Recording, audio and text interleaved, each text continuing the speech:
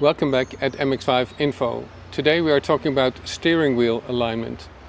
So after swapping the NB steering wheel for one from the Mazda 6, you may find out that the steering wheel is slightly angled when you're driving in a straight line. Let me show you how to fix that. What I have prepared so far for the test is the following. I have removed the NB airbag and the wooden steering wheel, but also the clock spring, and then I've mounted the Mazda 6 clock spring on the combination switch. The cabling is still loose, that doesn't matter, and then I've tried on some of the steering wheels I have here at the house. So what I currently still have here is the original steering wheel from my NB2, another wooden steering wheel for the NB. And then I have 3 Mazda 6 steering wheels and 1 CX-7 steering wheel. So when trying these steering wheels on the steering column, I noticed that the NB steering wheels are straight, pointing in the right direction, but the other 4 are all slightly angled, depending on whether you want to angle them to the left or to the right, but they are still a few degrees off. As you can see, everything is wired again now, so the Mazda 6 steering wheel is in. It's slightly off, but we'll find out how much exactly during the test drive. Okay, so this road is as straight as it can be, but still the steering wheel is angled a bit to the right. There were 36 splines on the steering column, so each spline is about 10 degrees. So if I would now shift it 1 spline to the left, then probably it's even more angled, but then on the left. So I have to make a small correction for this, because it's, you can see it when you look at the seams here. This one is lower than that one, so it needs a small adjustment. What you see here is the steering rack from an NB. It allows me to point out a number of parts for that system.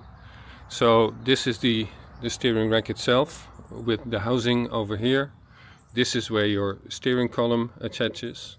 So when you turn the steering wheel, basically you will cause movement inside the steering rack, and that will make sure that the parts move in or out. The parts that we're talking about are the inner tie rod and the outer tie rod, or the tie rod end. The distance from the steering rack to the end of the tie rod is influenced by how far this inner tie rod goes into the tie rod end. So if we want to make an adjustment, we have to influence this distance. We will go into that next. So the other part of the powered steering rack is that you have a power steering pump, you have a reservoir for the power steering fluid, and you have a cooling element that will be somewhere near the front of the car to allow cooling for the power steering fluid. Let's quickly talk about the tools that you need to make the adjustments. You need a crescent wrench, a 17mm spanner and a 12mm spanner. Normally this tie rod end is held in place with a nut that's tight against the tie rod end. To prevent the tie rod end from spinning, you can use the crescent wrench, and then you can use the 17mm spanner to make sure the nut is loose. It has to be loose in order to change how far the inner tie rod goes into the tie rod end. This part isn't going anywhere when it's on the car because it's inside the wheel hub, but you can turn the inner tie rod, and that's where you need the 12mm spanner. So if I keep this in place, I can move the inner tie rod in or out of the tie rod end.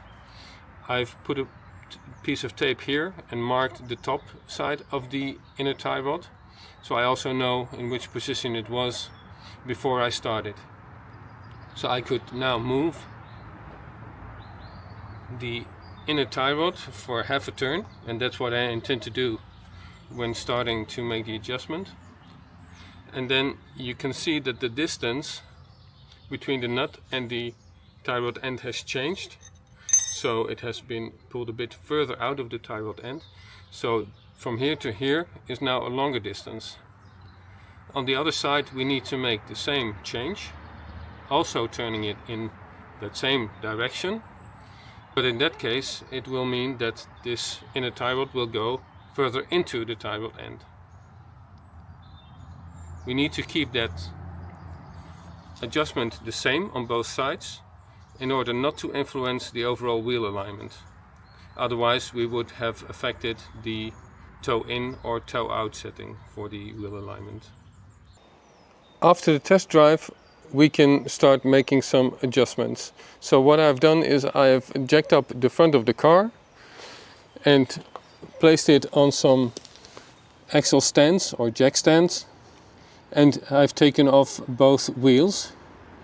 That is not necessary because you could reach it from the bottom of the car even when the car is on the ground. But for the video I think it's better to do it this way so I can show you what is needed. So I will now set up the camera in such a way that you can see what I will be doing, and we'll take it from there. We're now in the wheel arch of the right front wheel. We have the nut already released a bit with the 17mm wrench or spanner, whatever you want to call it, because it now needs to move either inward or outward, and we have to think about, okay, where does it need to go? So what we've seen is that the steering wheel was angled slightly to the right, which means that if I would straighten out the steering wheel, then the car would be driving towards the left, which in effect means that this overall length is too short and needs to be a bit longer. That means that the inner tie rod needs to move a bit out of the tie rod end, and that also means that the tie rod has to, in this case, rotate clockwise. So you see the marking here on top of the tape. I will now move it down.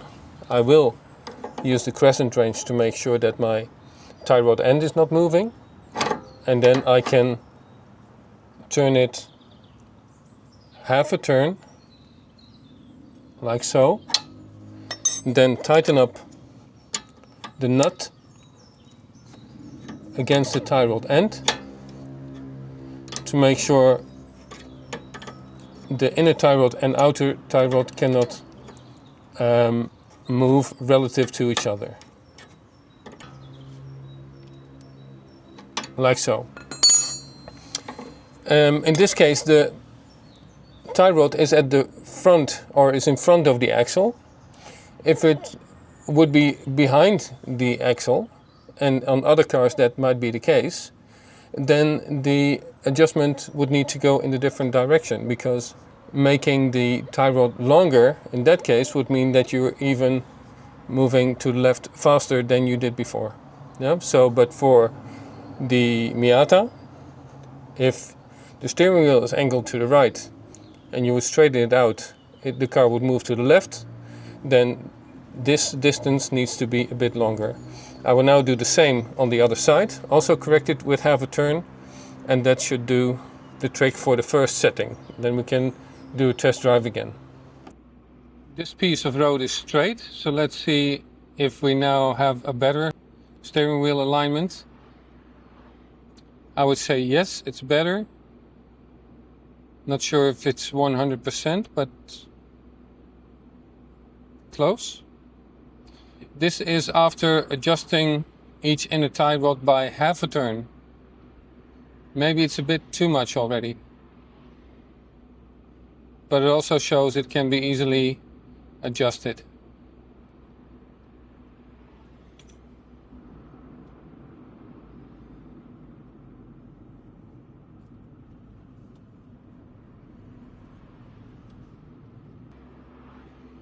Yeah, I think it's a tiny bit angled to the left, but very little. So half a turn was even a bit too much. Maybe I should reduce it to 1/3 of a turn. Yeah, I think now it's perfectly aligned.